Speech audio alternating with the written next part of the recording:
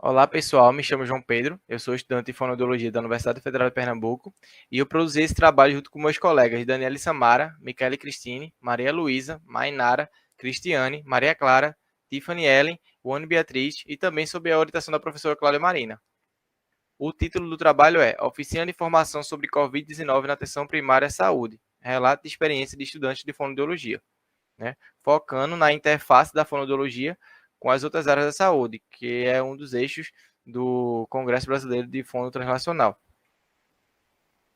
Bem, quando a gente pensa na situação da atenção primária à saúde antes da pandemia, vem-se em mente logo a imagem de um posto de saúde com os profissionais trabalhando de forma presencial, né, de forma interprofissional, fonos, nutricionistas, dentistas, enfim, junto da população, junto da comunidade, certo? Só que com a chegada do coronavírus, com a chegada da pandemia no país, uma nova realidade teve que surgir. Protocolos de segurança mais rígidos tiveram que ser estabelecidos para se diminuir a contaminação, a letalidade, enfim, até mesmo existiu a adesão ao teleatendimento em algumas profissões, em alguns casos. Então, profissionais que estavam acostumados àquela rotina com aqueles colegas de trabalho, com aqueles pacientes, com aquela comunidade muitas vezes próxima, né? Tiveram que atender de forma virtual em suas salas isoladas ou em suas casas, a depender da situação, a depender da época da pandemia. E, e daí isso tudo foi um impacto significativo na vida desses profissionais que a grande maioria, imagino eu, nunca passou por algo nem parecido. Então, o objetivo desse trabalho é descrever a vivência de discentes de fonoaudiologia em um projeto de extensão que tinha foco nisso, na atenção primária à saúde em tempos de pandemia. Trata-se de um relato de experiência. Então, nós vamos abordar aqui uma experiência de uma oficina virtual no Google Meet, que foi feita em 5 dias úteis. Então, foi de segunda a sexta, com diversas palestras. Então, os resultados dessa oficina. Participaram 10 professores, palestrantes, né? E 110 ouvintes, aproximadamente, inscritos nas oficinas, né? Sendo desses 20 extensionistas, já vinculados ao projeto.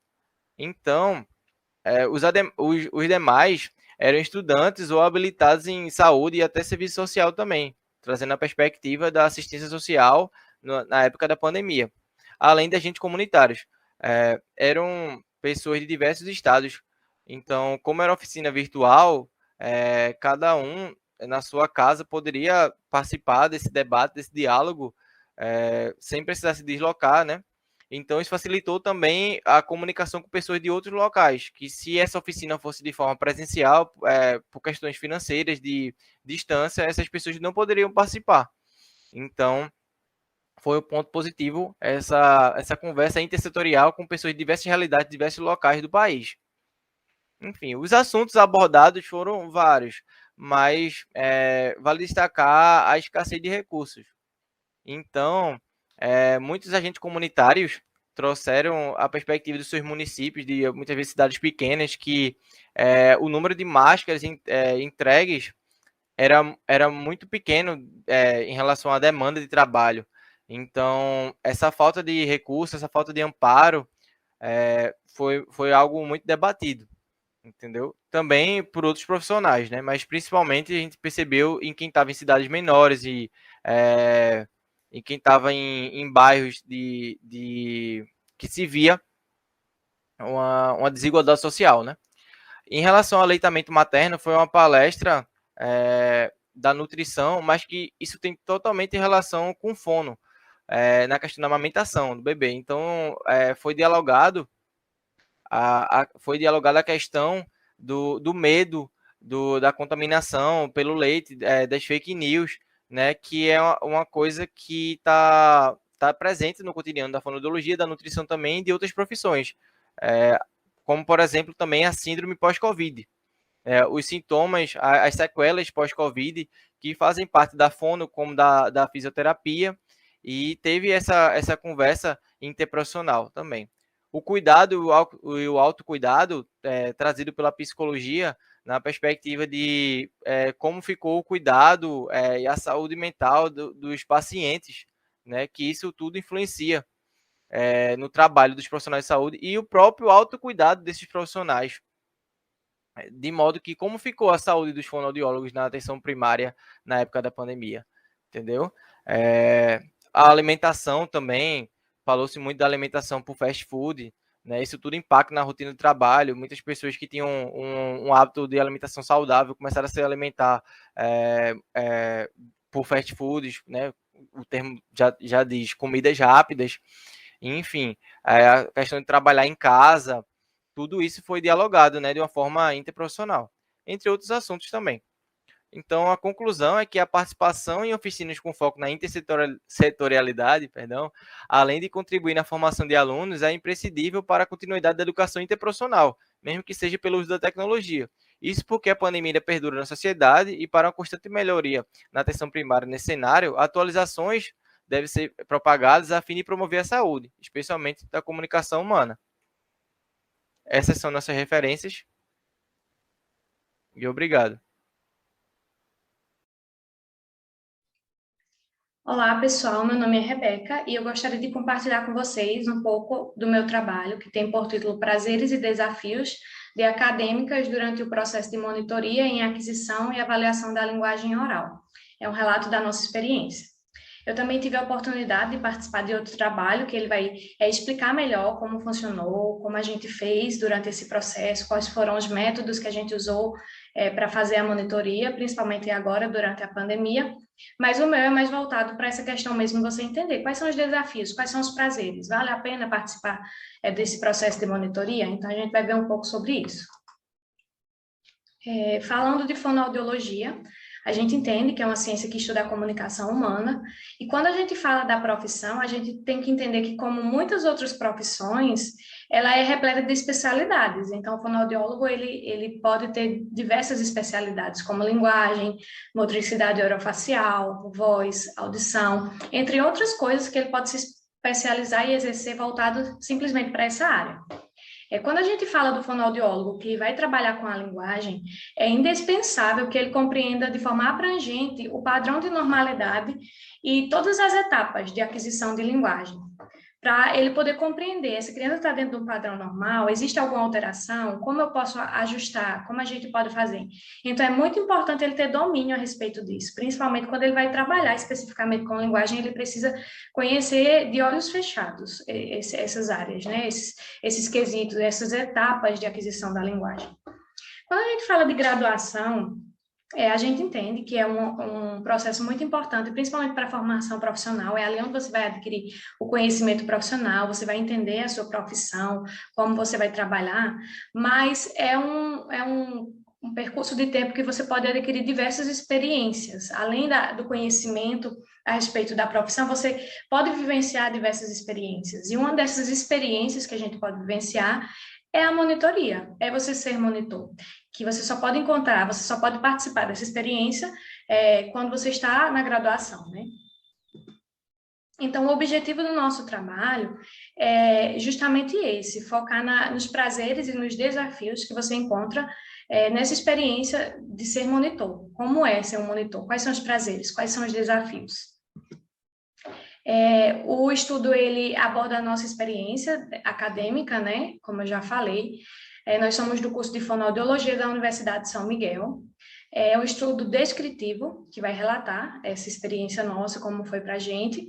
Ele foi vivenciado entre os meses de julho a dezembro de 2021, contando desde o processo de inscrição, seleção, o próprio exercício da função, a conclusão do trabalho. Então, todas essas etapas foram vivenciadas nos meses de julho a dezembro desse ano. Estamos aqui concluindo o nosso processo de monitoria. Falando um pouco dos prazeres e desafios, eu queria começar falando para vocês aqui dos nossos desafios, principalmente começando aí, né, do processo de inscrição e seleção, que foi bastante desafiador, porque quando você vai se inscrever para ser monitor, você precisa entender que você precisa ter domínio da cadeira que você vai prestar monitoria. Então, você precisa investir nisso. Ser monitor não é simplesmente, eu quero ser monitor e vou lá e presto monitoria. Na universidade que a gente participa, existem vários critérios para você ser aprovado como monitor. Então, é muito difícil, você precisa investir muito nisso para você conseguir prestar uma monitoria de qualidade e para você ser selecionado para prestar essa monitoria. Então, assim, quando todos, vamos supor, vários alunos se inscrevem, todos eles atingem a nota máxima, a média máxima. Então, o que é que eles vão olhar? Eles olham critérios como cursos que a pessoa tem na área, se ela já publicou alguma coisa relacionada à área. Então, tudo isso é muito criterioso você participar da monitoria. Então, é um grande desafio, porque você precisa realmente investir, você precisa realmente dominar aquilo que você vai transmitir para outras pessoas. A questão do online também foi um grande desafio, porque você é meio impessoal, então você não consegue entender de fato, você não consegue, às vezes, criar uma afinidade tão grande, ou não consegue atingir todos os alunos, porque, às vezes, as pessoas são muito, se acomodam muito durante a vida acadêmica, então eles acabam não participando por conta do online, né, se acomodam em suas casas, ou aqueles que participam estão lá virtualmente, só o seu computador, mas estão ocupados com outras coisas. Então, é um grande desafio isso, você conseguir atingir pessoas no online, você conseguir, de fato, contribuir para o crescimento, com que essa pessoa venha aprender realmente os conteúdos. A questão da assiduidade, como eu já falei, as demandas, porque você tem que estar ali disponível sempre para aquele aluno. Então, vai existir muitas demandas. Aqueles alunos, eles vão recorrer muito a você. No presencial, você está ali durante a monitoria, você está ali durante um tempo que você reserva para isso. Mas no online, as pessoas têm o seu contato. Então, constantemente, diariamente, eles estão ali mandando dúvidas, pedindo ajuda. Então, você tem que estar muito disposto a dar o seu tempo nesse processo. Tanto dos alunos como do orientador, porque ele também vai exigir muito da gente. A carga horária, que envolve também essa questão das demandas, porque você tem que estar constantemente disponível, então acaba que você acaba trabalhando muito mais, embora você só preste ali a quantidade de horas essenciais, mas você acaba estando disponível muito mais tempo sendo online. Quando envolve os prazeres, que é aí onde eu quero focar com vocês, além do conhecimento, que é muito importante, porque você acaba, estudando muito mais, você acaba pesquisando muito mais, buscando aprender muito mais para assim conseguir tirar todas as dúvidas, conseguir transmitir bem o conhecimento. Existe um crescimento intelectual mesmo, a gente acaba amadurecendo muito, a gente acaba entendendo muito as outras pessoas, entendendo os professores, orientadores, a gente acaba crescendo muito nesse aspecto profissional acadêmico. Então, aqueles que querem iniciar a docência, por exemplo, é uma experiência que você tem que vivenciar para você entender já desde a graduação, para mais na frente você entender como é o ser docente, como é essa experiência. É um grande crescimento mesmo. Conta muito no currículo acadêmico, que é por isso que muitas pessoas também procuram a monitoria, né, para enriquecer o seu currículo acadêmico. A gente aprende novos métodos, a gente tem que desenvolver novos métodos de aprendizagem para compartilhar com as pessoas. Então, é muito prazeroso você conseguir, descobrir novos meios de aprender, né? E a experiência no geral em si, inclusive eu separei um trecho do trabalho para falar um pouco sobre essa experiência. Diz assim: para o monitor, trata-se de sentir-se desafiado, constantemente a gente se sente desafiado. A gente entender que o conhecimento ele é inesgotável, então assim, o conhecimento ele nunca vai chegar ao fim, eu conheço tudo. Os conceitos eles evoluem e o estudo não pode parar. A gente participou da monitoria, eu acho que 2 anos depois, e a gente entendeu assim como as coisas mudam, porque quando a gente prestou a cadeira, a gente tinha um conhecimento. Quando a gente foi prestar a monitoria, muitas coisas tinham mudado, muitos conceitos tinham evoluído, então a gente precisou reaprender algumas coisas. Ser monitor é trazer para um discente a visão de outro discente sobre determinado assunto. Então, você vai falar daquilo que você vivenciou, como você vivenciou, você vai entender muito mais as dificuldades dos outros alunos. É compartilhar métodos, como eu falei, é trazer explicações de forma prática, trocar ideias para superar dificuldades e desafios, é guiar o outro para não cometer os mesmos erros que a gente já cometeu. Então, realmente, é aprender transmitindo esse conhecimento, né? Então, para concluir, eu gostaria de dizer aqui para vocês que é um imenso prazer ser monitor, né? É uma experiência que vale muito a pena ser vivida, que agrega muito valor não só ao nosso currículo acadêmico, mas ela traz ensinamentos para vidas. Então, assim, vale muito a pena. É uma experiência que eu falo para todo mundo, é muito desafiador e às vezes dá vontade da gente dizer, meu Deus, vou desistir por conta desses desafios mesmo, mas no final é muito gratificante. Você vê o quanto as outras pessoas cresceram com aquele conhecimento que você transmitiu, como as outras pessoas evoluíram, como elas aprenderam, ver essas pessoas adquirindo conhecimento desde o início e crescendo, desenvolvendo e dominando, até às vezes mais do que a gente domina certos assuntos. Então, assim, é muito gratificante ver as pessoas crescerem em conhecimento. É uma experiência, assim, muito, muito prazerosa mesmo. E é isso. Espero que vocês tenham gostado e gostaria aqui de motivar vocês a vivenciarem todas essas experiências que a graduação nos proporciona. Obrigada a todos. Olá, pessoal. Meu nome é Rayane Kelly, sou graduada em Fonoaudiologia pelo Centro Universitário São Miguel. Vou estar apresentando para vocês aqui agora meu trabalho intitulado Produção Textual do Português por Surdos Sinalizadores como Segunda Língua L2, uma revisão de literatura. Então, o que seria surdos sinalizadores? São os surdos que eles fazem uso da língua brasileira de sinais, a Libras. E aí, essa língua seria sua L1, que sua língua primária.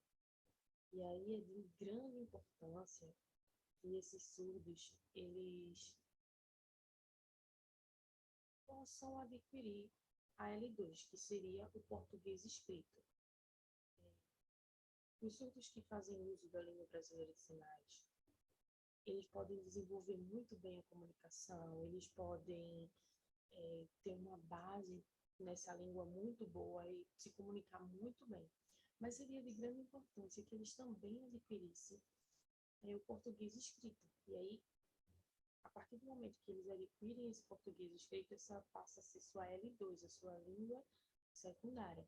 Tem a língua primária, que é a Libras, e aí se ele adquire o português escrito, seria sua L2. Né?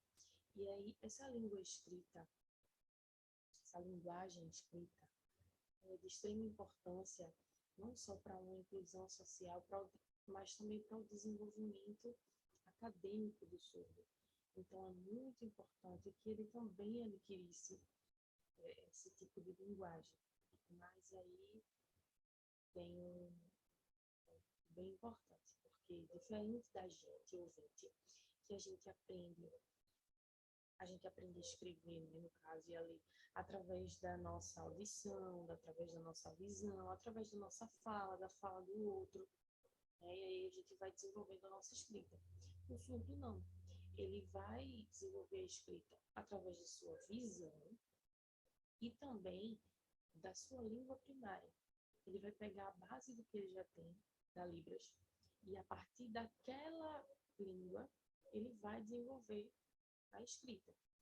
E a gente sabe que a Libras, ela tem umas particularidades bem diferentes do português. Ela não tem algumas conjunções, algumas preposições, e isso pode dificultar um pouco esse processo de aprendizagem do português. O objetivo do nosso trabalho foi analisar a escrita, a leitura e a compreensão de textos desses indivíduos. E aí a gente relacionou protocolos de avaliação que estavam avaliando a escrita, a leitura, a forma como era produzido essa escrita por surdos. Então, os métodos para conseguir esse estudo foi uma revisão integrativa de literatura, e aí começamos a buscar pelas bases de dados de BVS, Cielo e Google Acadêmico, com os seguintes descritores: surdo, escrita de surdos, bilíngue e produção textual. E ao todo a gente achou 56 artigos. Depois de ler os resumos, depois de ler os títulos, a gente descartou 36 estudos. Depois de ler os resumos, a gente descartou 15. E aí, lendo integralmente os textos, a gente selecionou 5 artigos para compor essa pesquisa. E aí os resultados foram: os artigos relatavam que o desempenho dos indivíduos surdos em relação à produção textual se mostrou parcial, com vocabulário simples, portanto, apresentaram uma estruturação frasal com coerência e coesão ausentes. Então, na escrita desses surdos, estava nesses estudos, né, que a gente foi lendo e foi trabalhando, tinham algumas produções textuais que estavam com alguns erros ortográficos, alguns erros gramaticais. Tinha falta de acentuação, de pontuação, falta de preposição, conjunção. Tinham muitas palavrinhas curtas, palavras soltas, a estruturação frasal estava bem comprometida, ou às vezes nem tinha uma estruturação frasal. Eram dado algum tema, eram avaliados a partir de habilidades, de competências, e aí eles sempre escreviam com palavras soltas, palavras curtas, ou quando era para formar frases, a compreensão do texto não estava muito, não era coerente a frase, então comprometia para a gente, leitor, entender. Por exemplo, se ele queria dizer hoje está chovendo, alguns escreviam chover muito hoje, ou chover hoje. Então, comprometia bastante. Alguns também tinham alguns textos que eram sempre como se fosse uma narrativa infantil. E para qualquer tipo de competência de texto, de produção, era sempre como se fosse uma historinha infantil, narrando uma história infantil, mas também com essas faltas de pontuação, de acentuação, palavrinhas soltas. E aí comprometia bastante o texto. Foi visto que realmente a base deles, da escrita deles, da produção deles, era realmente a Libras. Eles precisam ter segurança na língua primária deles, que é a Libras, para depois adquirir uma segunda língua. E não é interessante que eles apenas copiem, que eles apenas desenhem, que eles vejam uma palavrinha e desenhem ou copiem, porque aí compromete a compreensão deles. Os resultados também foram esses, que muitos escreviam, conseguiam tirar do quadro, conseguiam escrever, conseguiam expressar, mas ao mesmo tempo, quando se era pedido para ler, eles não entendiam muito bem. Eles não tinham uma compreensão muito boa. Então, primeiro, eles têm que ter uma base muito boa, têm que entender bem da Libras, mas ainda assim fica um pouco confuso, um pouco difícil para eles aplicarem isso no português escrito. E aí a conclusão foram observadas algumas dificuldades dos surdos em produzir textos escritos em português, pois as características usadas por estes vêm da sua língua primária, a Libras. Também foi possível notar que, possivelmente, eles não têm muito hábito de estar lendo, de estar escrevendo, fazendo produções textuais, porque quando a gente lê, a gente sabe que fica mais fácil de notar as regras gramaticais, os acentos, as pontuações, as vírgulas, parágrafos, como estruturar bem uma frase. Então, daí a gente vê a importância do fono nessa particularidade, assim, no trabalho com os surdos, porque é muito importante, não só para a inclusão social desses indivíduos surdos, como também para o desenvolvimento melhor acadêmico deles. Então, é muito importante que o fono esteja fazendo um trabalho, esteja atuando nessas competências, nessas habilidades linguísticas, nessas habilidades textuais, para ampliar os conhecimentos desses indivíduos, para ampliar os horizontes, ampliar a inclusão, para que eles não fiquem restritos só a uma comunidade, eles não fiquem restritos só ali aquele pouco ali, entendeu? Que eles nós fonos somos importantes para que o surdo possa ir mais além, para que o surdo possa entender um texto, para que o surdo possa escrever, para que ele possa se comunicar independente da comunidade.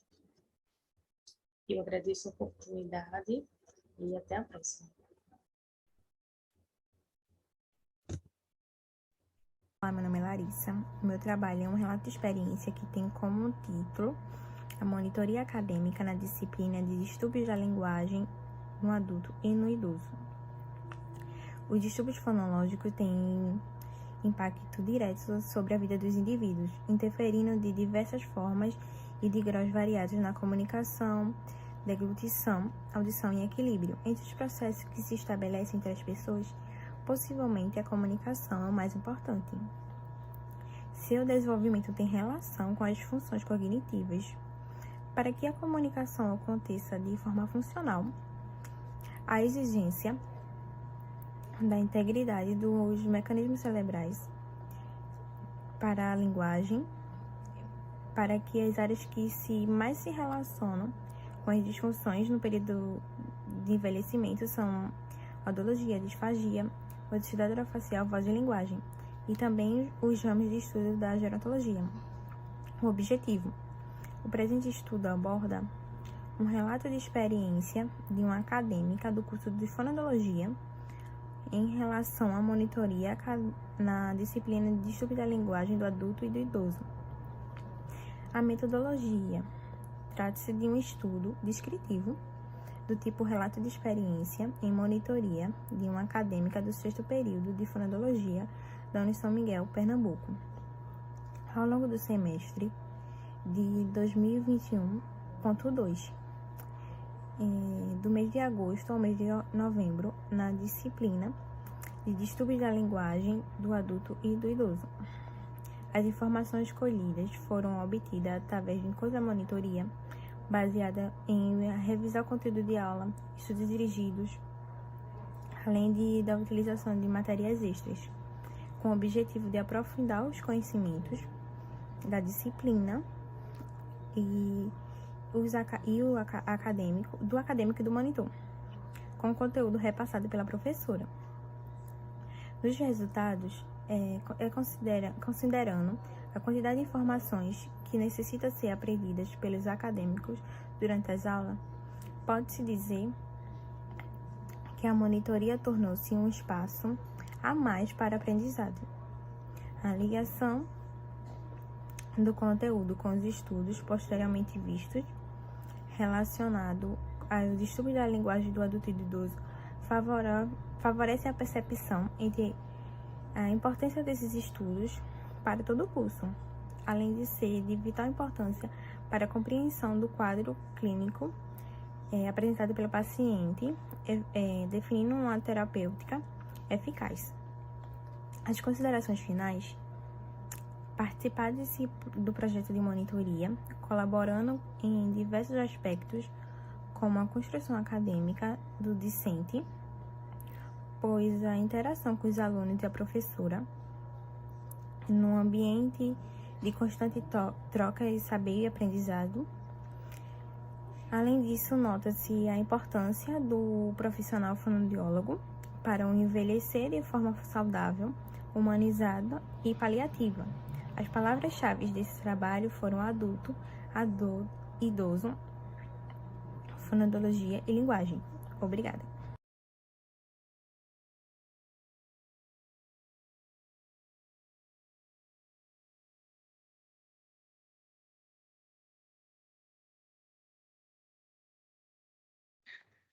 Bom dia a todos, meu nome é Lucas Rodrigues e eu vou apresentar o meu trabalho intitulado Terapia da Fala com Tecnologias Assistivas a Pacientes com Limitações Neuromotoras e Cognitivas. Trata-se de um relato de experiência de um estágio voluntário que foi realizado na Associação Portuguesa de Esclerose Lateral Amiotrófica, a APELA. Bom, inicialmente é importante definirmos a doença ELA. A esclerose lateral amiotrófica ela é uma doença neurológica degenerativa, progressiva e rara, sendo a forma mais frequente da doença do neurônio motor. Na ELA, Os neurônios motores que conduzem a informação do cérebro aos músculos do nosso corpo, passando pela medula espinhal, eles acabam morrendo precocemente. Como resultado, esses músculos que vão promover os nossos movimentos, né, que são os músculos estriados esqueléticos, eles vão ficando mais fracos. Então, aqui a gente tem uma imagem onde vocês podem perceber como que é o funcionamento da doença, os neurônios motores, temos os estímulos para a medula óssea e os estímulos para o músculo. Então, todo esse processo neuromotor fica comprometido na doença ela. Há estudos que mostram a relação da esclerose lateral amiotrófica com a COVID-19. Devido ao isolamento em função da pandemia, esses mesmos estudos vão mostrar para a gente o aumento da progressão dessa doença e a gente pode ver aqui alguns exemplos. Então, a ruptura do acompanhamento fonoterápico pela exigência da quarentena. Afinal, esses pacientes são pacientes, né, com demandas mais delicadas, quadros respiratórios complexos, enfim. Consequentemente, esse processo leva a um aumento no processo neurodegenerativo da doença, com perda de mobilidade, maior fadiga, alterações posturais, né?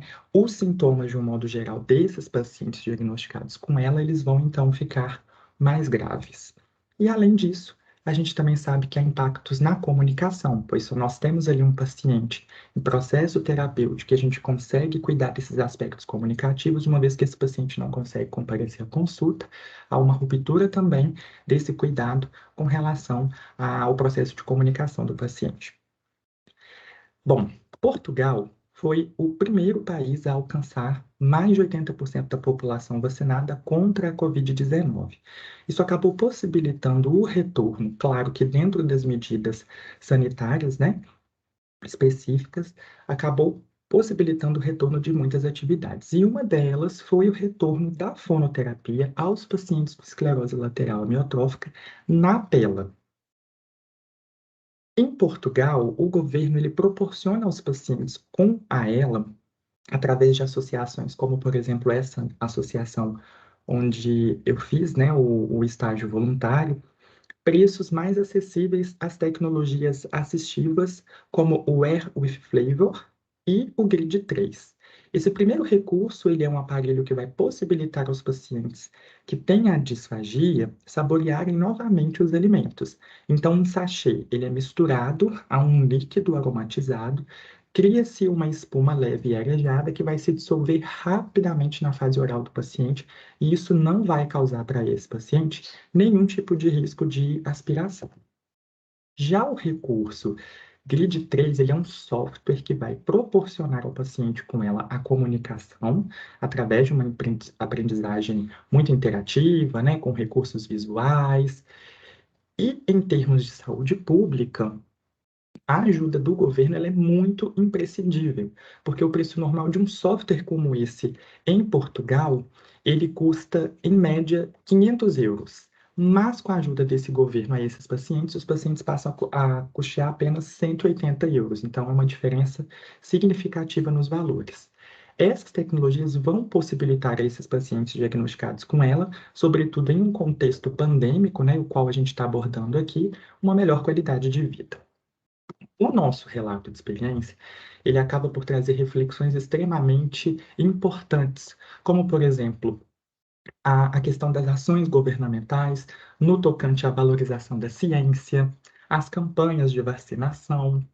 E esse processo ele vai acelerar o retorno das atividades, ainda que seguindo protocolos mais específicos, né?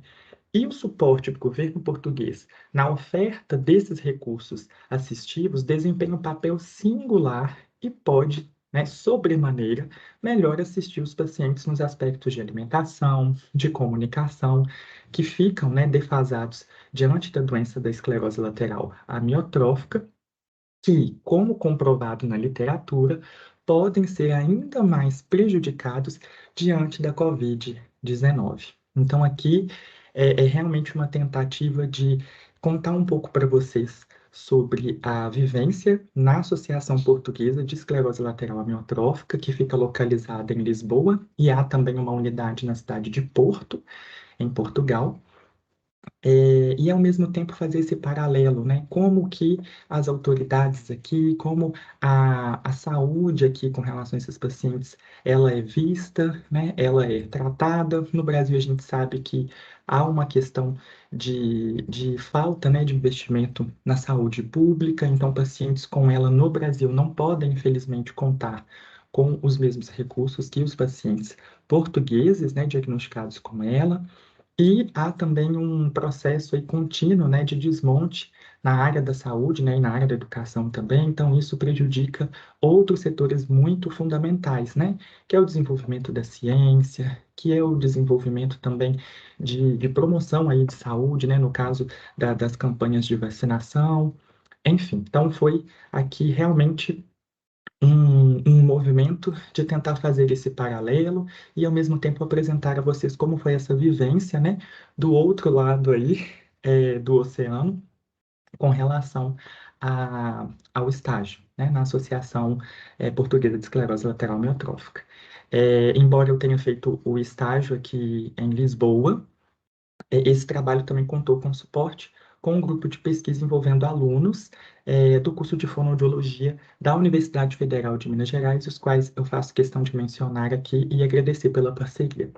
Bom, muito obrigado a todos e desejo um ótimo dia e uma ótima continuidade de evento.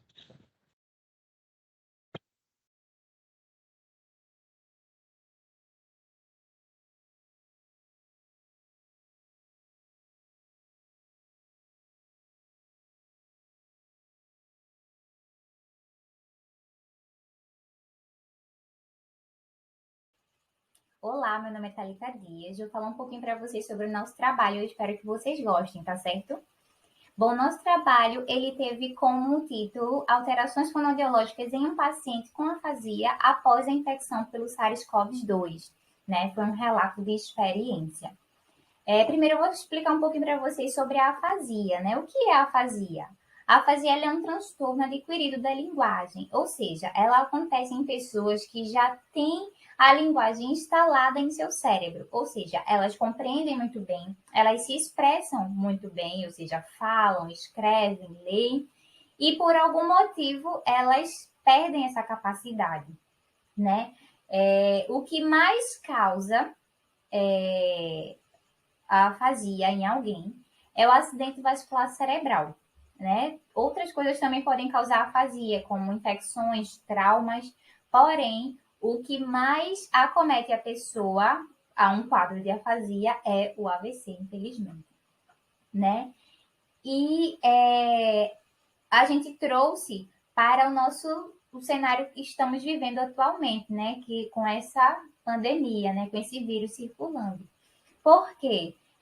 Estudos foram feitos sobre este vírus chegar ao cérebro, né, e causar um AVC num paciente e esse paciente, consequentemente, ficar afásico.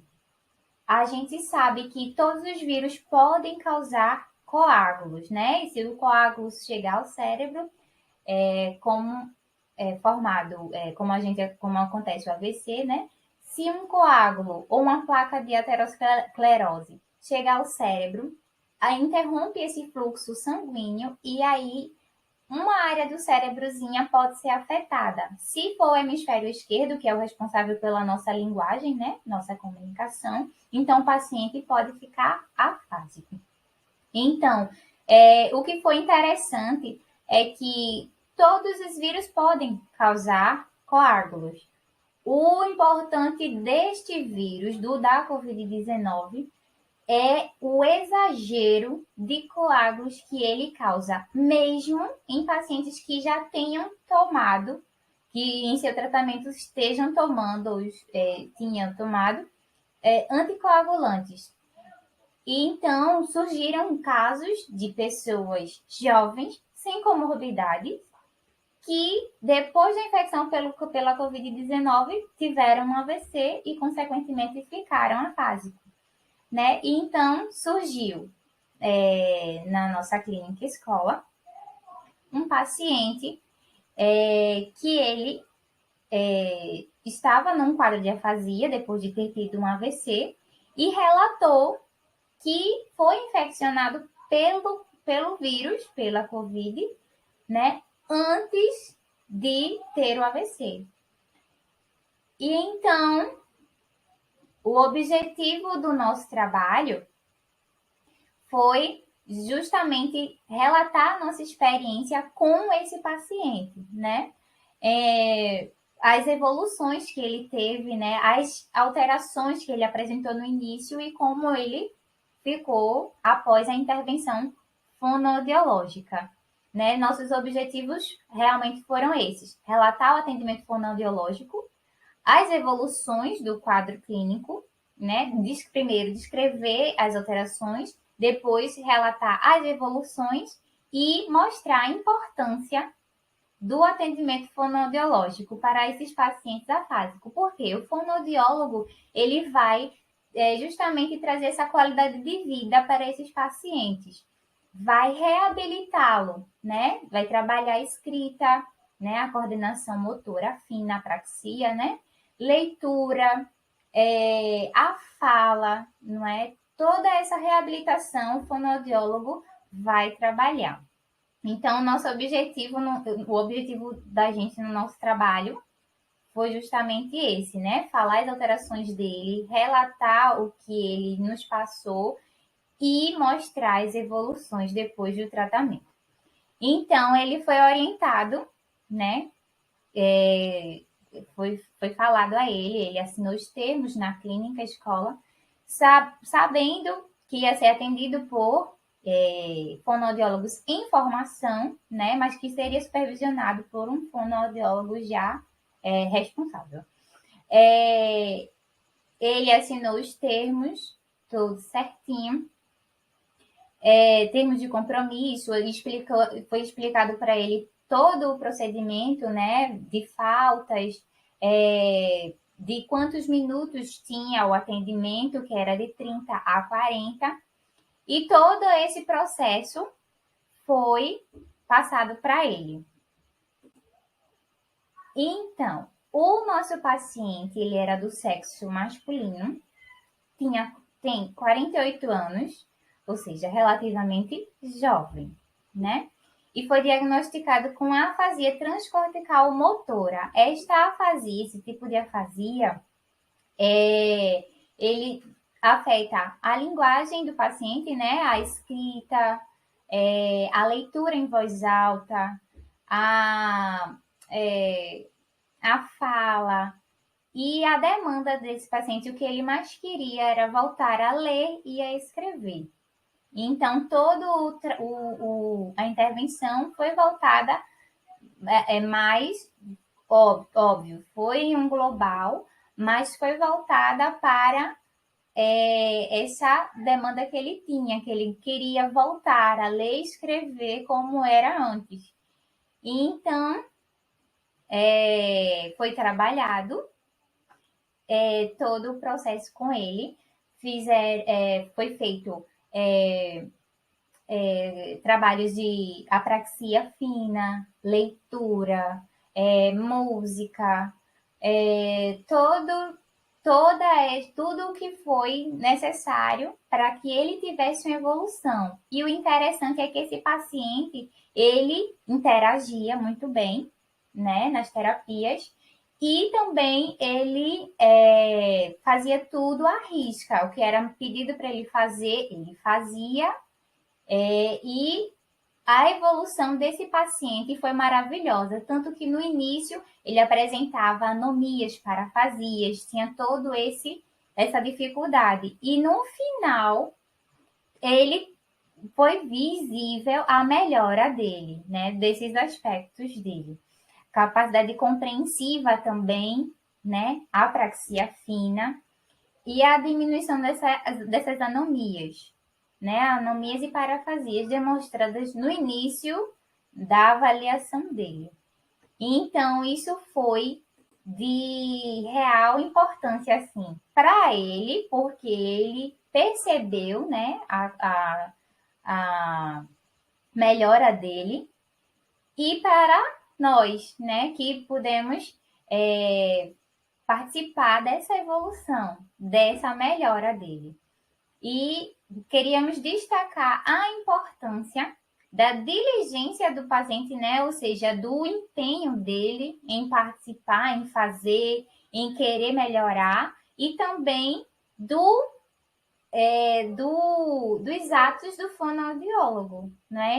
Nós, enquanto estudantes, mas sempre sendo orientados, e vimos realmente a melhora dele, né? Então, isso para nós foi de grande importância. E eu espero que vocês tenham gostado e que possam ler nosso trabalho com mais calma, mas nós agradecemos muito, né? Agradecemos muito a vocês e é isso, né? Nossa equipe foi formada por mim, Thalita Dias, minha amiga Nayara e as nossas amigas Sabrina e Evelyn Thaisa, né? Obviamente, nossa professora, agradeço muitíssimo, Artemisia Veras, por nos ajudar, né? Nos orientar com relação ao nosso trabalho. E é isso, obrigada, minha gente.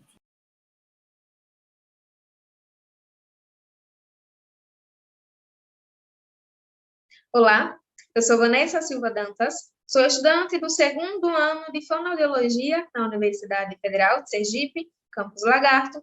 Irei apresentar o trabalho intitulado como Alterações do Sono em Brasileiros durante a Pandemia da Covid-19, uma revisão de literatura. Os autores são Vanessa Silva Dantas, Ana Vitória Guimarães, Aline da Silva, Ellen Milena Feitosa, Camila Santos, José Igor do Nascimento, Gerlane Carla Bezerra e a orientadora Natália Monteiro Santos. Para introduzir, vale ressaltar a atual conjuntura pandêmica da Covid-19, doença ocasionada pelo vírus SARS-CoV-2 e que vem impactando negativamente diversos indivíduos brasileiros, mentalmente, fisicamente, socialmente e economicamente. Nesse sentido, estudos têm mostrado que a pandemia impactou na qualidade do sono, principalmente em decorrência do medo, ansiedade e tristeza. Assim, vale também ressaltar que o sono possui extrema relevância para a sobrevivência humana, e ele está sendo impactado durante a pandemia da Covid-19. Assim, o objetivo do nosso trabalho é justamente discutir a relação entre a atual pandemia da Covid-19 e distúrbios do sono em indivíduos do Brasil. A metodologia utilizada consistiu na busca por artigos nas bases de dados BVS, PubMed e Cielo. Foram utilizados os escritores Brasil, COVID-19 e Sleep, e o operador booleano AND. Foram encontrados 66 artigos na BVS, 157 na PubMed e 8 artigos na Cielo. Foram incluídos na nossa revisão 8 artigos no total, dos quais foram utilizados como critério de inclusão artigos que falem sobre a nossa temática, relacionado ao sono, à pandemia e a indivíduos brasileiros. E foram utilizados como critério de exclusões, artigos que não se encaixem com a nossa temática. Os resultados encontrados consistiram em estudos que ressaltam que distúrbios do sono estão sendo impulsionados por conta da pandemia, principalmente distúrbios como bruxismo, sonambulismo, apneia obstrutiva do sono e insônia. Além disso, os estudos também vêm comprovando que o sono ele impacta no funcionamento do sistema imunológico, o que pode possibilitar os agravos após a contaminação pela Covid-19. E vale ressaltar também que foi incluído no nosso estudo uma pesquisa realizada com 16.440 pessoas brasileiras, em que 56% desses participantes afirmaram que houve modificações nas horas de sono durante a pandemia da Covid-19. Em um segundo estudo realizado com 45.161 brasileiros, foi afirmado que 48% desses participantes relataram ter desenvolvido problemas de sono, também durante a pandemia da Covid-19. E também foi ressaltado que a parcela da população idosa e profissionais da saúde no Brasil tiveram também a qualidade do sono impactada de uma forma relevante. Portanto, a gente conclui que, com a atual conjuntura pandêmica da Covid-19, diversos brasileiros tiveram a qualidade do sono impactada. As palavras-chave utilizadas no nosso trabalho foram Brasil, Covid-19, sono e pandemias. Essas foram as nossas referências. Muito obrigada.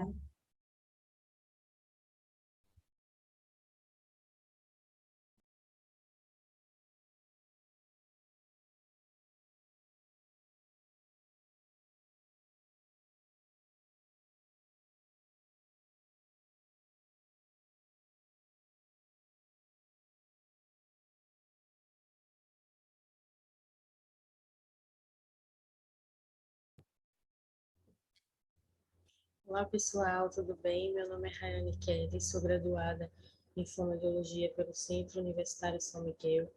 Vou estar apresentando aqui para vocês um dos frutos do meu TCC, cujo tema é Atuação da Fonoaudiologia Educacional em parceria com o professor na educação infantil, uma revisão de literatura. Tanto o TCC quanto esse trabalho foi orientado pela professora Artemisia Veras. Então, a educação infantil ela vai ser a primeira etapa da educação básica, onde crianças de 0 a 5 anos elas vão ter o primeiro contato com escolas, com creches, e é aí que elas vão desenvolver as particularidades, as competências infantis mais importantes, através de jogos, brincadeiras, da forma mais lúdica possível. Tem alguns pais que essa educação ela não é obrigatória aqui no Brasil. Então, tem alguns pais que vão deixando para depois, vão deixando para mais tarde, inserir essas crianças na escola.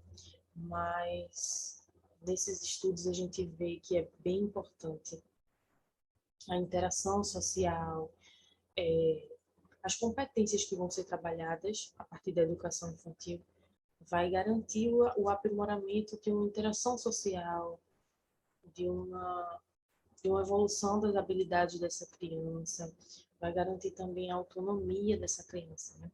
Eu destaquei aqui a fonoaudiologia educacional, porque a gente sabe que a fonoaudiologia ela tem a sua formação e a sua atuação na área clínica, mas ela também tem a sua atuação no âmbito educacional. E aí esse trabalho vem mostrar assim, a importância do fono nas escolas, para estar sugerindo, para estar em parceria com os professores, para estar orientando, dando algumas dicas aos professores, aos pais, à equipe pedagógica. É muito importante ter um fono dentro, inserido, da equipe multidisciplinar da escola. A gente vai ver mais um pouquinho para frente isso. Então, o objetivo deste trabalho foi justamente destacar a importância da atuação do fono educacional em parceria com o professor na educação infantil. E aí, o método, nós fizemos uma revisão integrativa de literatura. A base de dados foi através do PBS, Cielo e Google Acadêmico. Os descritores foram fonoaudiologia, educação infantil, fonoaudiologia educacional e professores. E aí, no total, achamos 15 artigos. Desses 15 artigos, com a leitura do título, nós descartamos 10. Com a leitura dos resumos, nós descartamos 2. E aí, depois de ler integralmente os textos, nós selecionamos 3 artigos para compor essa pesquisa. E aí, os resultados foram: a visão do professor sobre a fono educacional ainda é muito limitada. A formação desses professores não os preparou para ter esse olhar diferenciado com as crianças. A gente sabe que o professor ele vai ser muito importante para as crianças e principalmente na educação infantil, porque o professor ele vai estar em contato diário com o aluno. É o professor que está diariamente, toda hora com esse aluno, durante o período que ele está na escola. Então, se aquele aluno precisa de uma atenção melhor, se aquele aluno precisa de uma atenção maior, se aquele aluno ele apresenta algum tipo de dificuldade, o professor ele é o primeiro a notar. Então, é bem importante que esse professor tenha esse olhar ampliado, consiga identificar. E aí, quem é que vai trazer esse olhar ampliado, vai fazer essas sugestões, essas orientações para esse professor? Que nesses estudos a gente vê que o professor, a sua formação não preparou para ter esse olhar. E aí, a parceria do professor, junto com as orientações e ações do fono educacional, é bem importante, porque o fono é que vai estar instruindo, orientando, tirando as dúvidas, sugerindo como o professor ele pode adaptar o ambiente, adaptar uma atividade, chamar a atenção daquele aluno. E aí, o professor, o fono, uma equipe multidisciplinar nessa escola, ela vai trazer vários benefícios, porque o fono ele pode ampliar o olhar desse professor para fazer encaminhamentos e as intervenções necessárias. Então, a criança que o professor consegue identificar, consegue encaminhar e consegue ter uma intervenção precoce, a gente sabe que vai ser de grande importância para a evolução desse aluno. Porque quanto mais cedo esse aluno for identificado e for tratado, de acordo com a sua demanda, mais rápido esse aluno vai evoluir no seu processo de desenvolvimento, de alfabetização. Isso é mais importante ainda quando falamos de educação infantil, porque é a primeira etapa, o primeiro contato. E aí o professor, o fono junto com esse professor, vai fazer um trabalho muito grande, não só com o professor, mas com a equipe de docentes da escola, estendendo para os pais também. E aí todo esse conjunto vai gerar aí evoluções significativas para o desempenho escolar do aluno. E aí nós concluímos que é indispensável ações de promoção à fonoaudiologia educacional, onde esses professores possam ser conscientizados da importância do fono na escola, como ele pode ajudar a equipe pedagógica e quais as medidas precisam ser tomadas por essa equipe para auxiliar tanto o educador quanto o aluno no processo de ensino e aprendizagem. Então, como eu falei, o professor vai ser o primeiro a ter contato com esse aluno, ele vai ser o primeiro a identificar se aquele aluno ele tem uma dificuldade, se ele precisa de uma intervenção, e aí o fono vai ser de extrema importância para estar instruindo, para estar direcionando aquele professor, para estar, como é que eu posso dizer, aprimorando, para estar enriquecendo mais esse ambiente, as atividades, as intervenções, a forma de tratar, o comportamento desses alunos. Então, acho que é isso. Eu agradeço a oportunidade, agradeço a atenção de vocês e até a próxima oportunidade.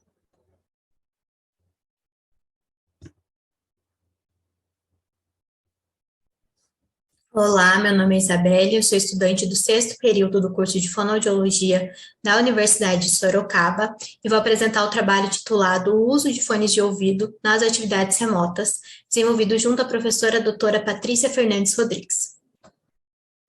O uso do fone de ouvido, ele é um hábito incorporado na rotina de muitas pessoas, podendo ser utilizado para fins de trabalho, acadêmico e ou lazer. Com a pandemia do Covid-19, as atividades remotas, elas ganharam ainda mais visibilidade, principalmente em questão do home office e do ensino remoto, já que foram adotadas como alternativas para conter o contágio e a proliferação do vírus, segundo as diretrizes da Organização Mundial da Saúde. Os objetivos. O objetivo da presente pesquisa foi traçar o perfil dos usuários de fones de ouvido durante as atividades remotas, as suas queixas auditivas e o conhecimento sobre os possíveis danos à saúde auditiva, determinando assim a influência das atividades remotas durante a pandemia do Covid-19 no uso desses dispositivos. Materiais e métodos. Após a aprovação pelo Comitê de Ética e Pesquisa da Universidade de Sorocaba, foi realizada uma coleta de dados através de um questionário online. Resultados. A amostra ela foi constituída de 100 sujeitos que faziam uso necessariamente dos fones de ouvido para as atividades remotas devido à pandemia do Covid-19. Dos 100 sujeitos, todos eram maiores de 18 anos, do sexo feminino e masculino. Houve prevalência do sexo feminino com 71%, 61% dos sujeitos tinham entre 18 e 28 anos e 38% eram estudantes. A finalidade de uso dos fones de ouvido pelos participantes. Em primeiro lugar, nós temos para fins acadêmicos, depois para lazer e, por fim, o trabalho. O tempo de uso dos fones de ouvido prevalente foram de 3 a 6 horas. 36% dos participantes começaram a fazer o uso dos fones de ouvido durante a pandemia do Covid-19. Esse número revela realmente que o uso desses dispositivos é algo incorporado na rotina da população. O tipo de fone mais utilizado foi o intra-auricular, com 71%, e em seguida foi relatado o uso do supra-auricular, com 29%. Dos usuários de fone intra-auriculares, 27 sujeitos relatavam ter sintomas auditivos após o uso, e dos fones supra-auriculares, 7 apresentavam sintomas auditivos após o uso. Os sintomas relatados pelos participantes da pesquisa foram de dor, plenitude auricular, zumbido, diminuição da audição e tontura. 42% apresentavam dificuldades em perceber e ou discriminar sons ou em compreender a fala em ambientes com muito ruído. E 56% relatavam ter desconforto a sons intensos e ou quando estão em ambientes com muito ruído. Dos participantes, 89% referiram ter algum tipo de acesso à informação sobre os possíveis danos causados pela exposição ao ruído. E os meios de informação citados por eles foram os profissionais da saúde, em seguida os veículos de comunicação, a escola e, por fim, o trabalho. Os demais 11% relataram nunca terem tido acesso a esse tipo de informação, ou a não lembrarem se tiveram acesso, enfim. Conclusão.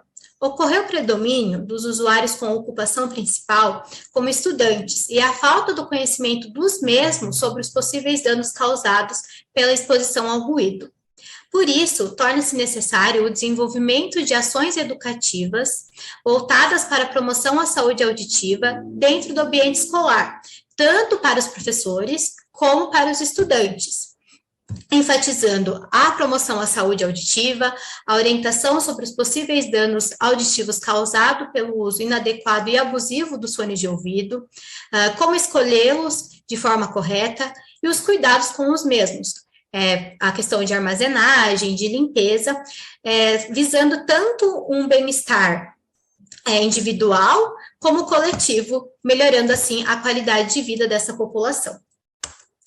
Agradeço a atenção de todos e fico à disposição para mais informações. Muito obrigada.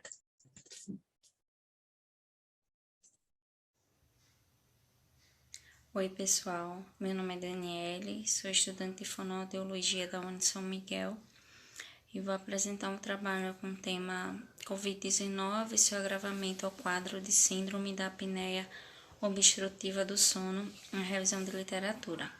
Os autores são Alana Tainá e Sheila Luz, e a orientadora é a professora Artemisia Veras. Bom, todo mundo já sabe, né, a historinha do Covid, que em dezembro de 2019, né, a China detectou um vírus que ele ficou conhecido atualmente, né, como novo coronavírus, e inicialmente os sintomas dele eram parecidos, né, de uma gripe que evoluía para uma pneumonia.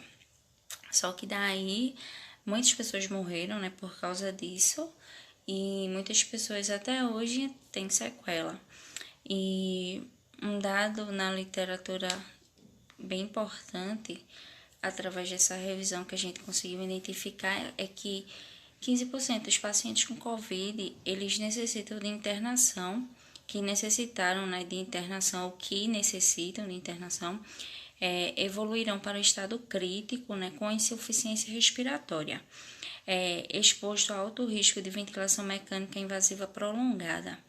Então, assim, associado a esses fatores, pessoas, né, que têm apneia do sono, né, consequentemente vai ter o seu quadro piorado, e não apenas a apneia, qualquer outra comorbidade vai agravar, né, a COVID. Então, a síndrome da apneia obstrutiva do sono, ela reflete no estado geral de saúde do indivíduo, como em acidentes cardiovasculares e acidente vascular cerebral, somando-se ainda as implicações diretas, né, aos processos de distúrbios da comunicação. Então, a SARS no adulto, ela é caracterizada por episódios repetidos, né, de obstrução completa ou parcial da via aérea durante o sono. Bom, o objetivo desse trabalho, né, foi averiguar se há uma interligação entre a SARS e um agravo, né, pertinente ao quadro da COVID-19.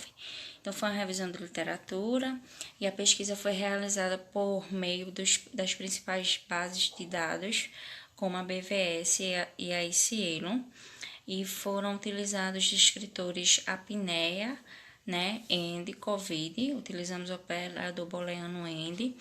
Encontramos 7 artigos, né, mas só foram utilizados 4, né, que foram lidos na íntegra e que compreendia ao período de 2020 e 2021.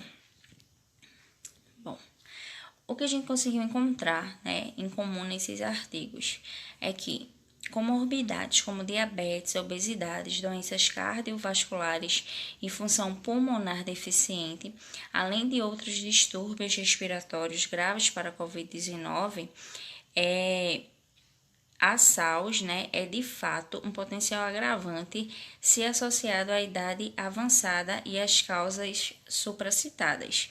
Então, assim, o paciente tem alguma comorbidade associado a SARS mais a COVID, então o quadro dele vai piorar muito, né? E os pacientes críticos de COVID-19, né, que apresentam melhora, também apresentam alta incidência de morbidade significativa, como, né, foi descrito na literatura analisada. E a reabilitação ideal inicia-se na UTI, envolvendo uma equipe muito profissional, dando ênfase ao trabalho fonoaudiológico. E as nossas considerações finais. Bom, o indivíduo com alguma comorbidade, né, possivelmente terá seu quadro agravado após a COVID. E a fonoaudiologia, ela é uma opção de tratamento, né, para a SARS, independente se vai estar associado ou não a COVID. Né? A fonoaudiologia vai estar lá, né, para fazer esse tratamento, para que esse indivíduo, né, tenha uma melhor qualidade de vida. E as alterações, né, decorrentes da respiração inadequada, ela irá ocasionar, né, a fraqueza da musculatura orofaríngea, né, que podem reduzir a partir da fonoterapia específica. Então, o fonoaudiólogo, como eu já falei anteriormente, ele, né, vai estar presente, né, na UTI para começar a reabilitação com esse paciente. É claro que se o paciente tem a COVID e já tem um quadro de apneia do sono, a apneia, e atrelado a isso ele vai ter provavelmente outras causas mais graves, como, sei lá, algum problema de distúrbio da deglutição, vai começar pelo pior, né, até chegar na SARS. A SARS, nesse caso específico, seria um problema menor, né, mas o fonoaudiólogo, que, só para destacar, que ele é o profissional capacitado, habilitado, né, para tratar a SARS, independente se vai estar na UTI, se vai estar no hospital, se vai estar em casa. Então, qualquer pessoa que tenha essa síndrome, ele pode procurar um fonoaudiólogo habilitado nessa área. E aqui são as nossas referências que a gente fez a pesquisa. E é isso, gente. Obrigada. Olá, meu nome é Ana Cecília de Brito, sou acadêmica do curso de Fonoaudiologia no Centro Universitário de João Pessoa e hoje venho apresentar um trabalho de resumo científico cujo título é Acidente vascular cerebral como complicação da Covid-19, perspectiva da fonoaudiologia. Trabalho de minha autoria tem como coautor e orientador o professor Ivonaldo Leidson Barbosa de Lima, e este trabalho tem por finalidade discutir como a fonoaudiologia pode contribuir em casos de acidente vascular cerebral advindo da infecção por Covid-19. Para a construção desse trabalho, foi realizada uma revisão de narrativa da literatura em bases de dados nacionais e internacionais, junto à revisão de artigos que visaram correlacionar AVC e Covid-19. Com base nos estudos desses artigos selecionados, obtivemos como resultado o aparecimento do comprometimento neurológico leve em casos de estágios iniciais da infecção, que apresentaram como principais comprometimento a perda de paladar e perda de olfato. No entanto, alguns estudos e pesquisas já apontam e afirmam que em casos que os pacientes têm os quadros de síndromes respiratórias agravadas e necessitam de intubação, esses danos neurológicos, esse comprometimento neuropatológico, ele acontece de maneira mais severa, devido à recuperação prolongada. Podem ocasionar coagulopatias, como trombo, o acidente vascular cerebral e também até síndromes, como a síndrome de Guillain-Barré. Algumas pesquisas até já têm relacionado o acidente vascular cerebral do tipo isquêmico com as consequências e sequelas da infecção por coronavírus, devido à forma com que o AVC do tipo isquêmico ele se dá, devido à má circulação sanguínea no cérebro. Alguns estudos comprovam, através de índices, que em pacientes contaminados por coronavírus, cerca de 5,7% destes pacientes tiveram AVC. Na maioria dos casos desses pacientes acometidos pela infecção do Covid-19 que tiveram AVC, os pacientes apresentaram, associado à infecção, comorbidades significativas como obesidade, hipertensão, diabetes, entre outras doenças pré-existentes, que além de serem fatores de risco para a contaminação por Covid-19, é um fator de risco para o surgimento do acidente vascular cerebral. Tendo em vista tudo isso, alguns estudos já apontam que o AVC isquêmico tem essa relação com as sequelas da Covid-19 devido a coagulopatias que acontecem durante esse tempo de recuperação prolongada dos pacientes em casos mais graves. Tendo em vista tudo isso, os estudos ainda são bem recentes, né? O assunto, o tema de Covid-19 em si, ainda é algo muito recente para a comunidade acadêmica. Ainda vivemos uma pandemia, então atravessamos, né, esta pandemia.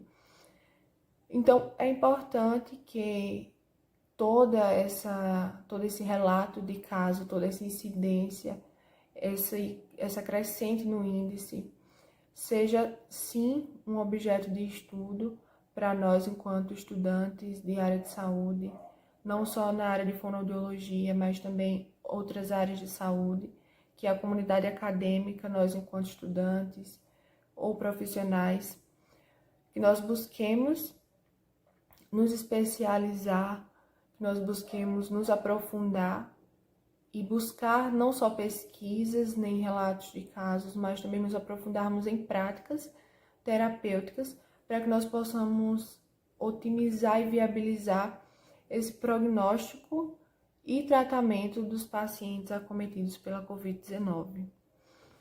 Desde já, agradeço a oportunidade de poder estar aqui, apresentando, dividindo um pouco, essa troca de conhecimentos sobre a Covid-19 no âmbito da fonoaudiologia. Desde já agradeço a atenção do professor Ivonaldo, que desde o início apoiou a ideia de escrever o resumo, e espero que o trabalho tenha cumprido com o objetivo de incitar na comunidade acadêmica, alunos de saúde da área da fonoaudiologia, o desejo de buscar compreender mais, de buscar aprender mais, cada vez mais, conhecer um pouco mais também sobre a Covid-19 relacionada ao acidente vascular cerebral. Desde já, meu muito obrigada. Boa noite, gente. Meu nome é Sheila. Venho aqui apresentar meu trabalho, o trabalho que a gente fez, eu e outros colegas, a vivência em estágio clínico fonoaudiológico no desenvolvimento da fala em criança com TEA, um relato de experiência de caso. Introdução. O transtorno do espectro autista tem como característica a presença de alterações sociocomunicativas e com padrões de comportamentos repetitivos e restritos. Que comportamentos são esses? São aqueles comportamentos que já vem sendo bastante divulgado, nessas crianças, que essas crianças apresentam. A falta de contato ocular, a tendência ao isolamento, os maneirismos, movimentos estereotipados. Então, o diagnóstico se dá por volta dos 3 anos de idade, que é justamente quando a criança está no período de maior desenvolvimento, e suas causas são diversas, afetam diretamente a interação social, a linguagem e outras habilidades comunicativas. A comunicação propriamente dita, 55% delas são coisas visíveis, são objetos, expressões faciais, movimentos corporais, 37% é a entonação vocal. Então eu posso dizer uma única frase de várias maneiras.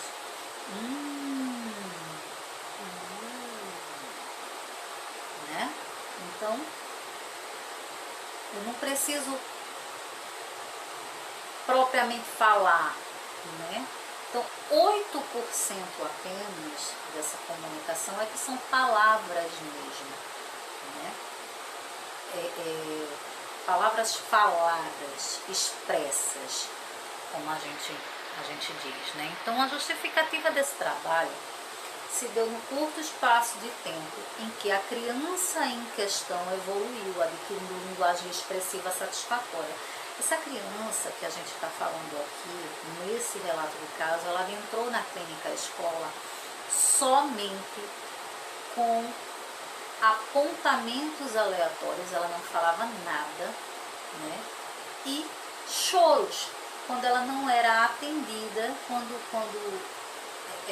aquela situação não era satisfatória para ela, ela adentrava no berreiro, Então, assim, utilizava muito as mãos alheias para pegar determinado objeto, e quando não conseguia, ela simplesmente chorava, Então, muitas vezes, esses apontamentos que eram aleatórios, a gente não conseguia nem entender o que ela estava querendo apontar, porque não tinha um foco.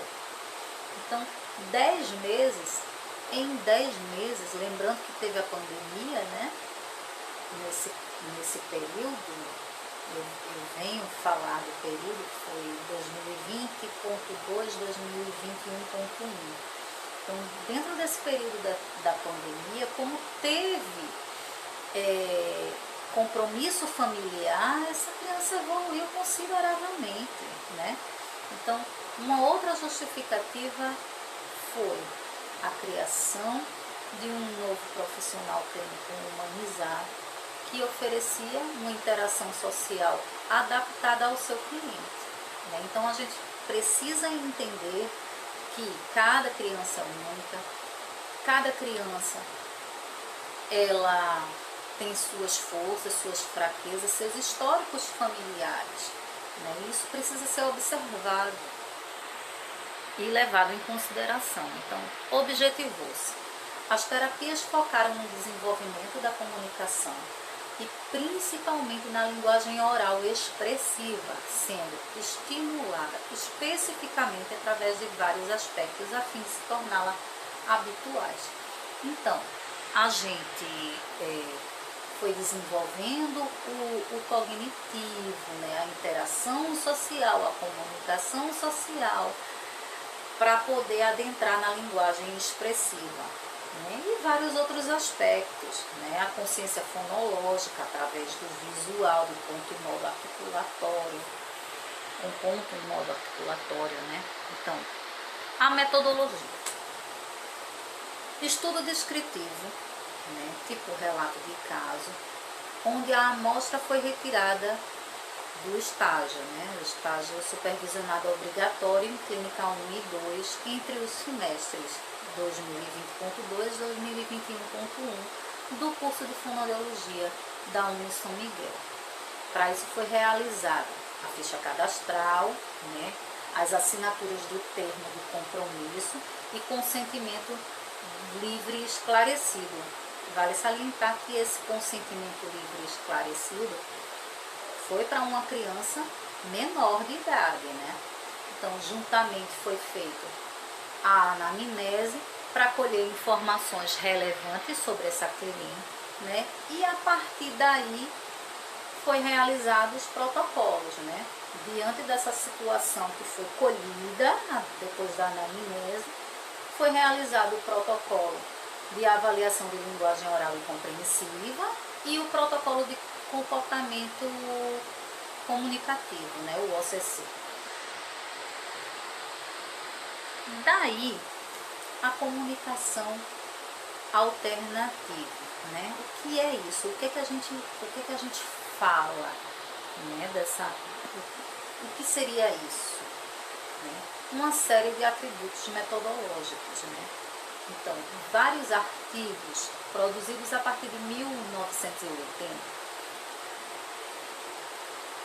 falam, né, sobre esses sistemas manuais que incluem também a língua de sinais.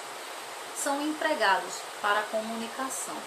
Com base nos resultados dessa análise, a proposta foi direcionada para melhores práticas adotadas em intervenções para a população com TEA. Então, é uma série de conjuntos. Está aí a foto das boquinhas de Jordelina, que a gente utiliza tanto, né, para a consciência fonológica, para trabalhar esse ponto e modo das vogais. Então, a observação sobre a terapia propriamente dita, né? Então, como era uma criança que não tinha oralização expressiva, né, nenhuma, a gente foi começando aos pouquinhos. Então, pelas vogais, com os pontos em modo articulatório, né, o auxílio visual que as boquinhas de Jordelina trazem pra gente, né. Logatomas. Foram utilizados logatomas bilabiais, porque através dele a gente começava a dar função, o papapá, da casinha para abrir a porta, ou o martelo, né? E daí, só depois desse ponto e modo articulatório de vogais e logatomas, começou-se a adentrar em onomatopeias, em interjeições, nos números, mas sempre com a colaboração familiar. Então aí está a demonstração da nossa pequena, já no final desse semestre, já oralizando verbalmente, através das setas vermelhas vocês podem compreender, né, e ver, né, e utilizando gestos, né, para enfatizar o que estava sendo dito.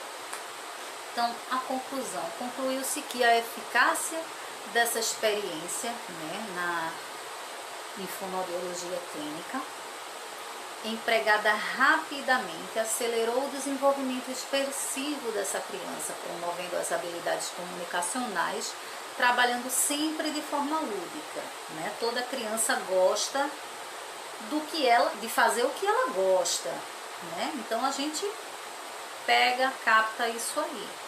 Entendeu-se a importância da repetição do trabalho realizado nas sessões, mediado em ambiente familiar. Então a gente precisava dessa mediação, né? Em um ambiente que era um ambiente agradável para a criança. Então, portanto, as atitudes tomadas entre intervenção fonoaudiológica e compromisso familiar contribuíram para uma comunicação útil e rápida, diminuindo as angústias comunicativas dessa cliente, além de elevar a estagiária a ter autoconfiança, gerando um profissional com um olhar crítico diferenciado. Obrigada.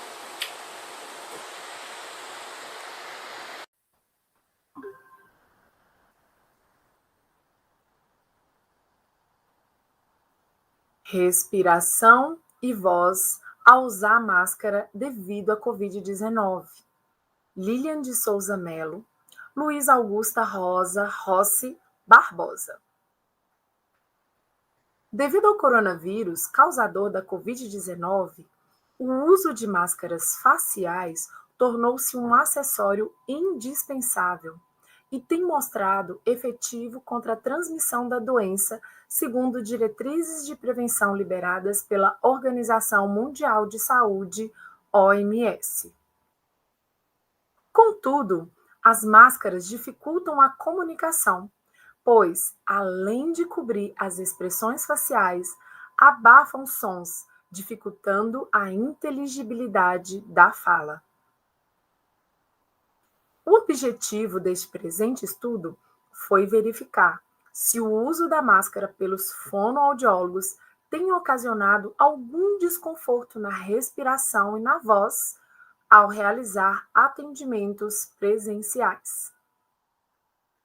Trata-se de um estudo transversal e descritivo, cuja população-alvo foi formada por profissionais fonoaudiólogos do norte de Minas Gerais, pertencentes ao grupo de WhatsApp Fono Norte Minas Gerais.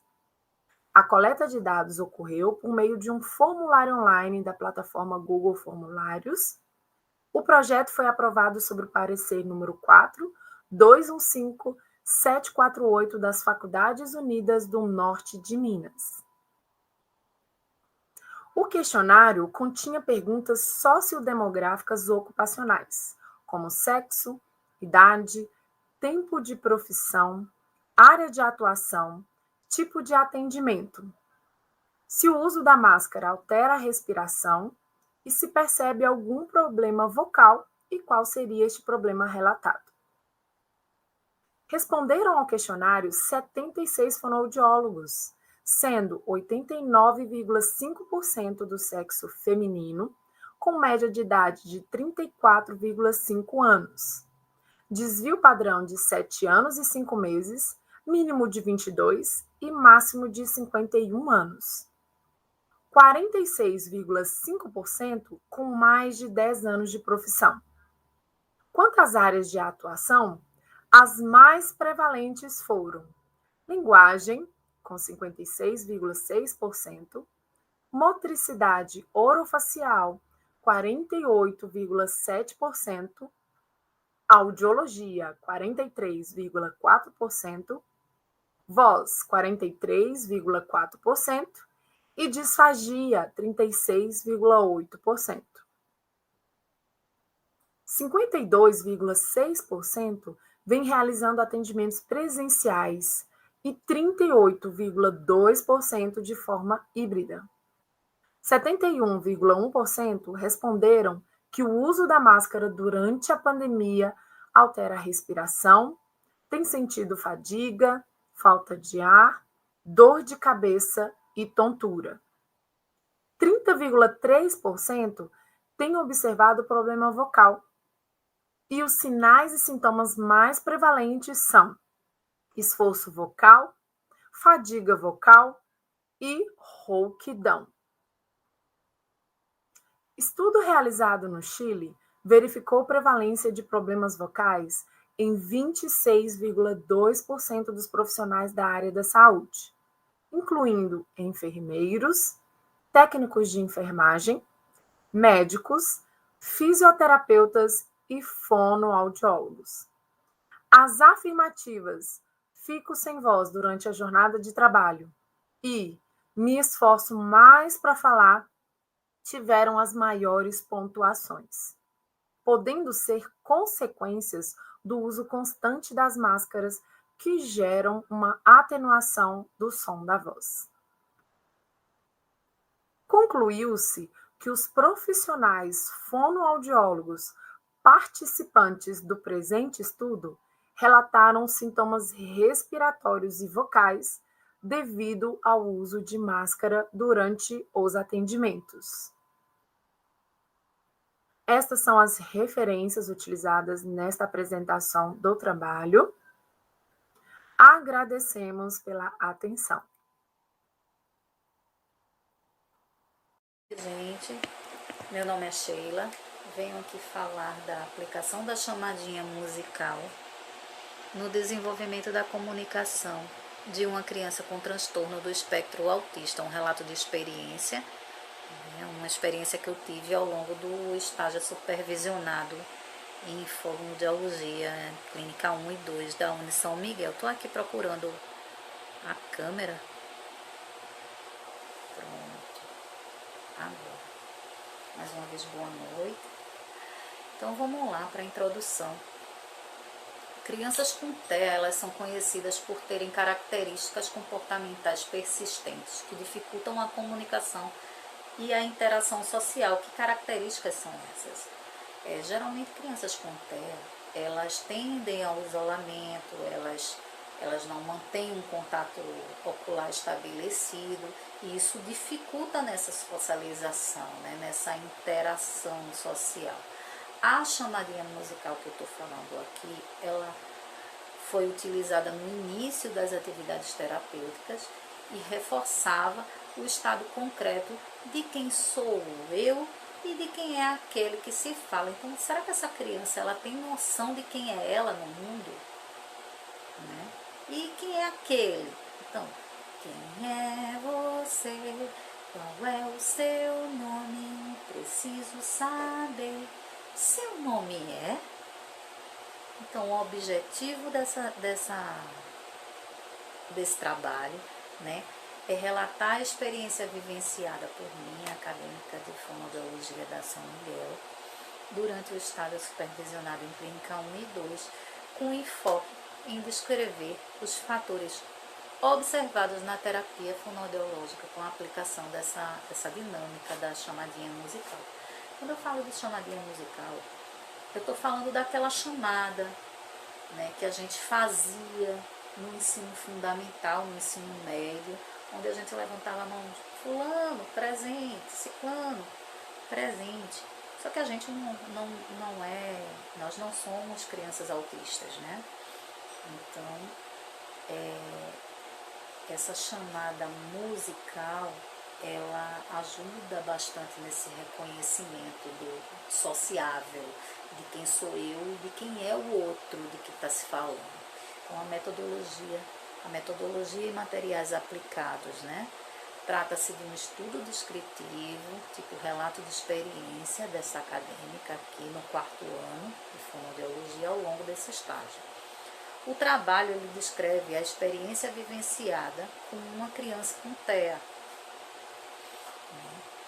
aplicando essa dinâmica da chamadinha musical com canções infantis adaptadas, empregadas de forma de estímulo visual e auditivo dentro do modelo da comunicação ampliada e alternativa, relacionando a fotografia da criança e o nome dela já impresso, no qual a mesma teria que reconhecer e reproduzir, ou seja, fazer o pareamento. né? Aqui tem um modelo, né, de como a gente propôs essa chamadinha musical. Foram cartelas, pode ser utilizado, né, aí a criatividade, cada um faz do jeito conforme acha melhor.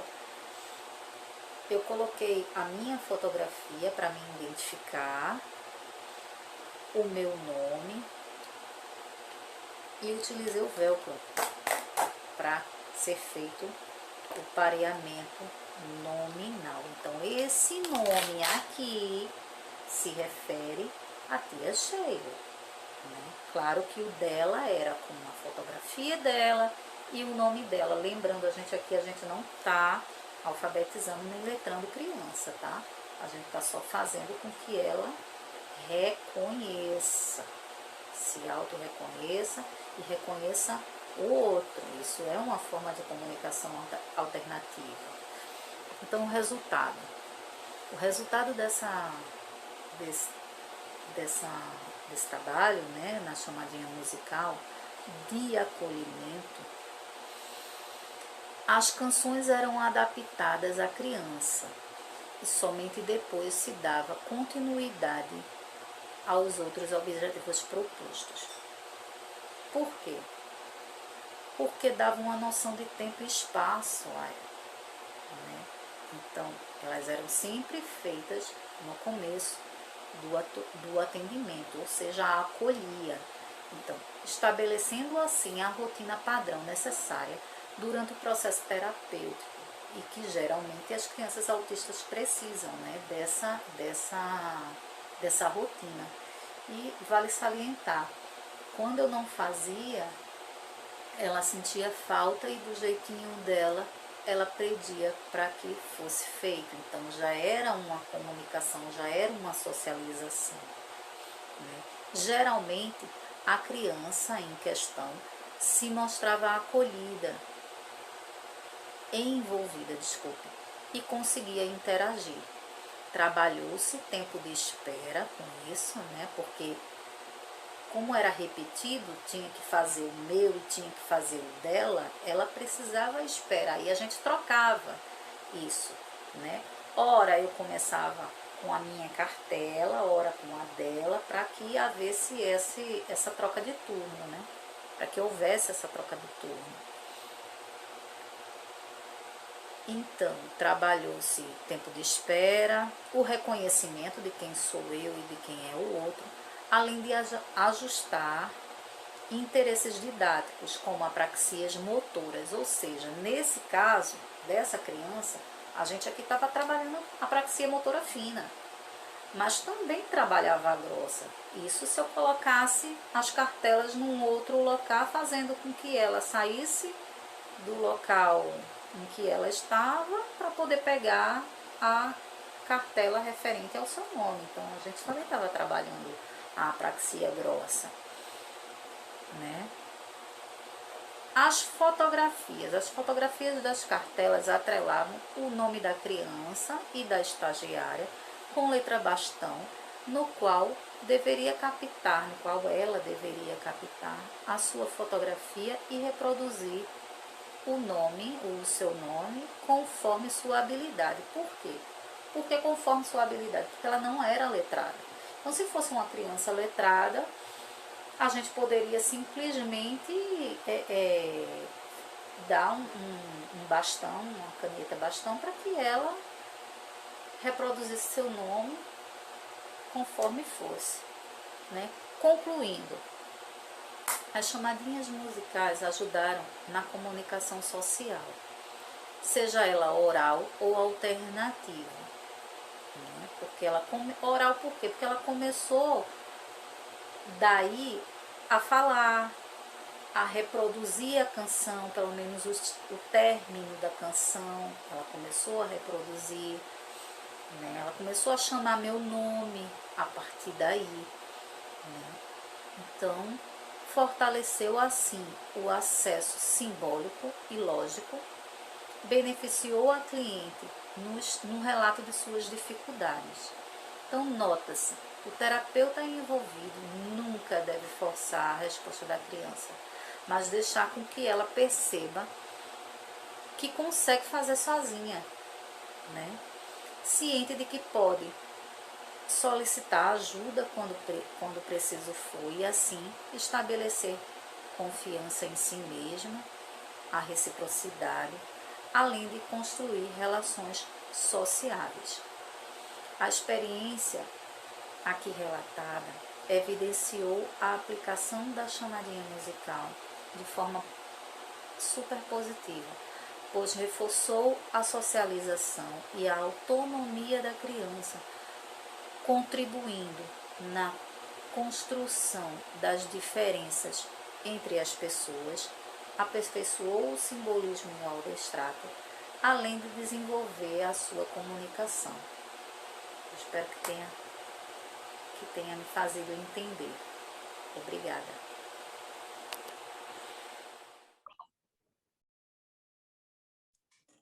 Boa noite, meu nome é Adriele Rios e eu estou aqui para apresentar a reabilitação fonoaudiológica em pacientes acometidos por afasia primária progressiva, a APP.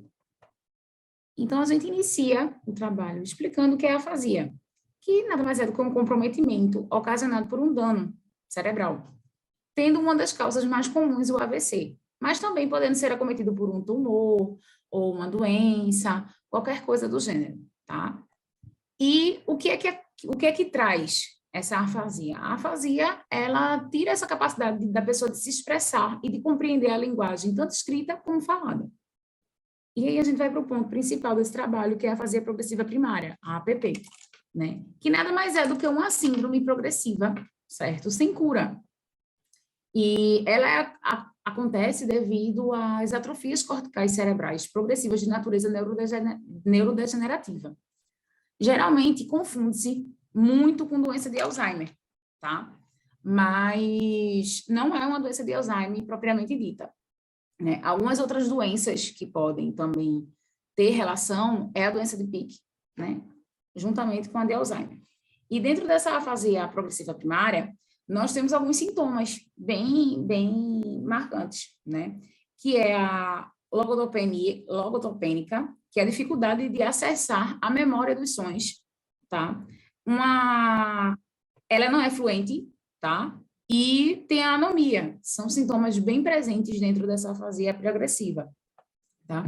E o objetivo do nosso trabalho justamente é citar esse processo terapêutico fonoaudiológico utilizado nessa reabilitação, né?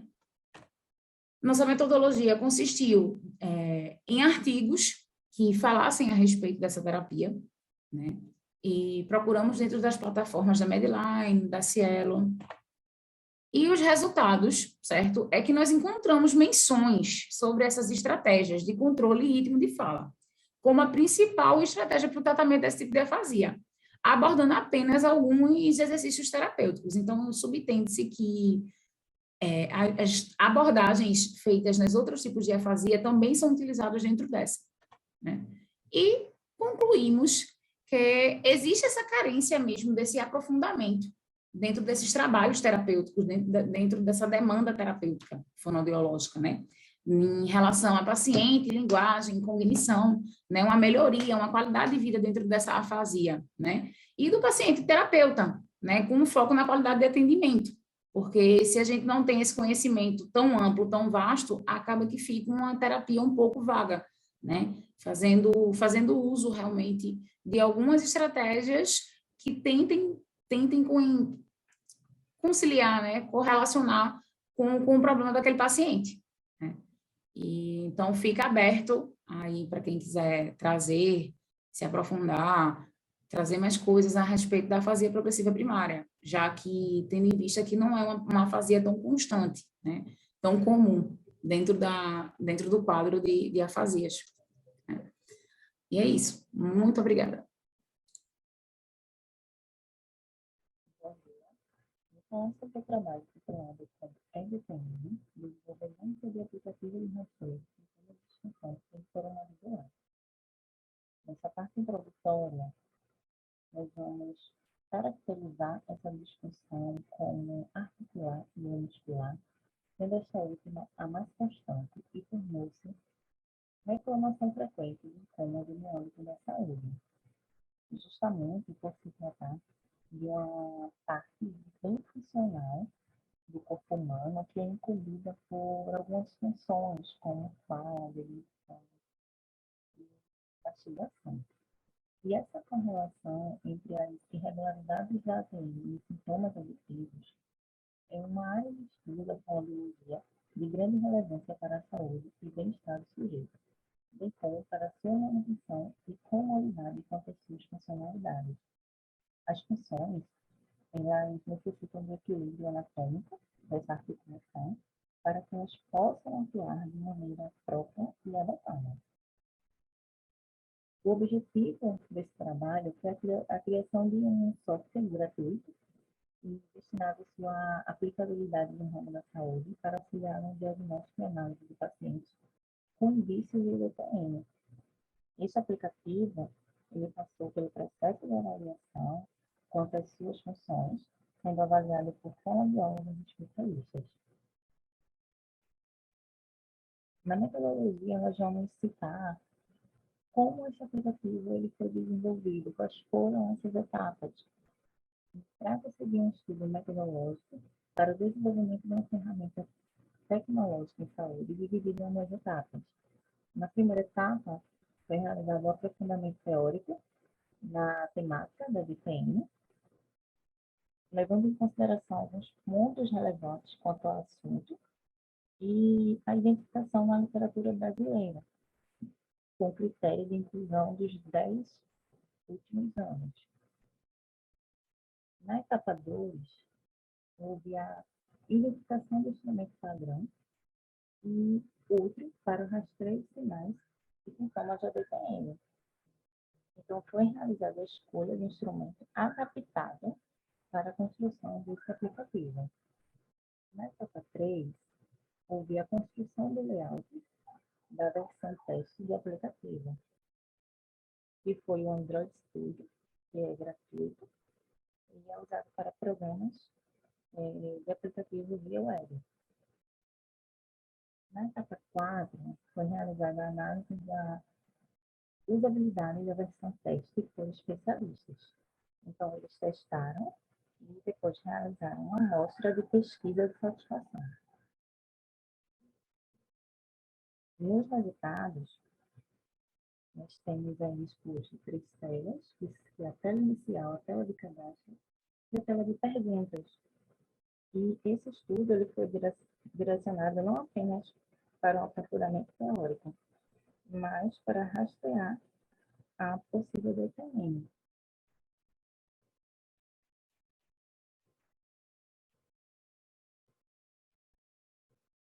Nos resultados, nós vamos expor essa tabela, que é a tabela anamnésica de Fonseca, que conta com 10 perguntas que estão dentro do aplicativo e que cada pergunta ela tem uma pontuação como resposta, sendo sim, não e talvez, e cada resposta dela ela tem uma pontuação, que vai gerar um resultado quanto à disfunção temporomandibular desse usuário.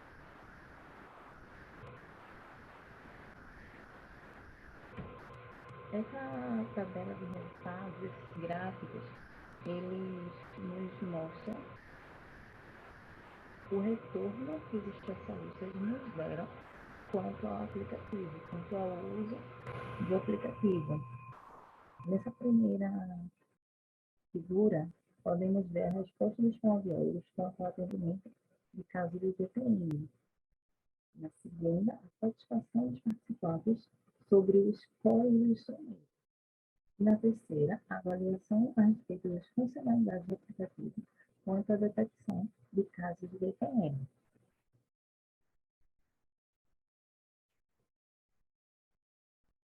E diante do que foi exposto, conclui-se que houve um consenso comum no que diz respeito aos benefícios proporcionados pelo aplicativo, mais especificamente a Sociedade Fonoaudiológica, a qual trabalhou na necessidade neurofacial e para os pacientes, validando os existentes casos e circunstâncias de risco.